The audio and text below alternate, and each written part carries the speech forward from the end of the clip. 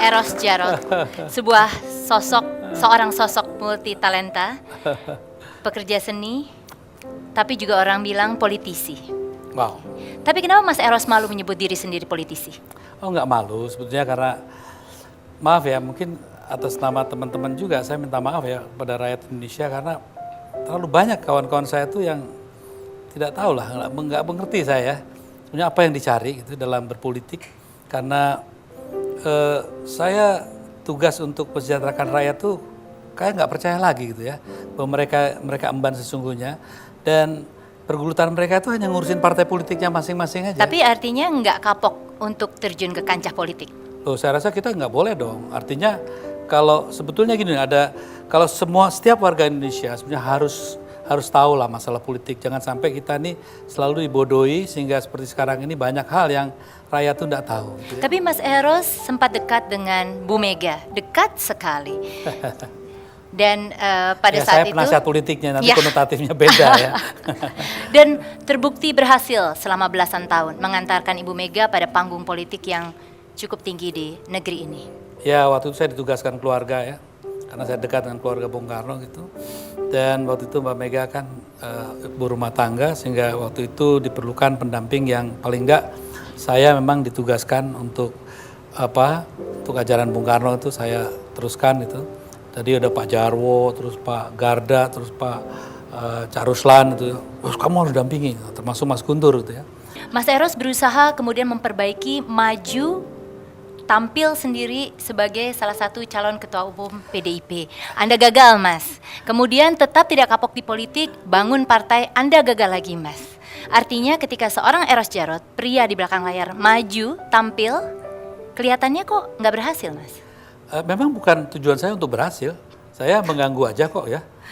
Begini, dulu yang minta saya jadi ketua umum jangan salah, ini rakyat Indonesia harus tahu. Mbak Mega yang datang ke saya, 3 kali saya diminta loh, dan saya tolak terus. Yang keempat masa saya tolak, itu Kwi Kian Gi datang, Laksamana datang, ada Haryanto Taslam.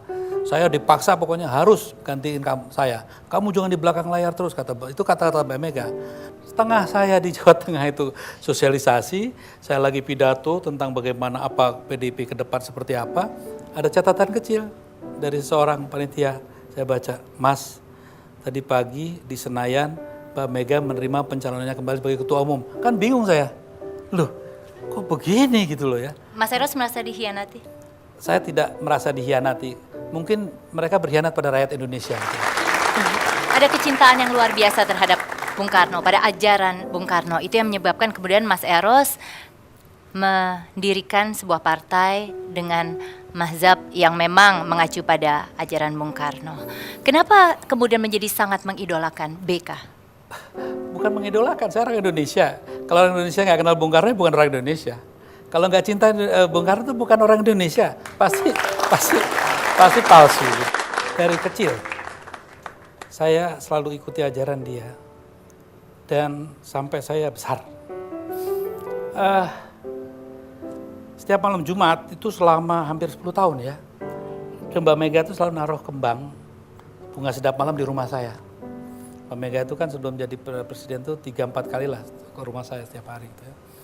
Jadi setiap malam Jumat saya diharuskan bunga sedap malam. Itu selalu di rumah saya berserakan itu ya, di setiap pojok gitu. Dan baunya itu selalu dekat pada saya. Dan saya memang mengkhususkan diri untuk mempelajari ajaran beliau itu. Nah, makanya saya juga dalam berkesenian terakhir saya ciptakan lagu Bunga Sedap Malam itu ya. Itu untuk beliau itu. Nah, ini juga satu hal hubungannya aneh karena apa? Saya sampai pernah bilang sama Bu Fat, sudahlah kasih saya Eros Djarot Soekarno Put, udah nggak usah Ketra, nggak usah Tri gitu ya. Saya akan selesaikan ini gitu.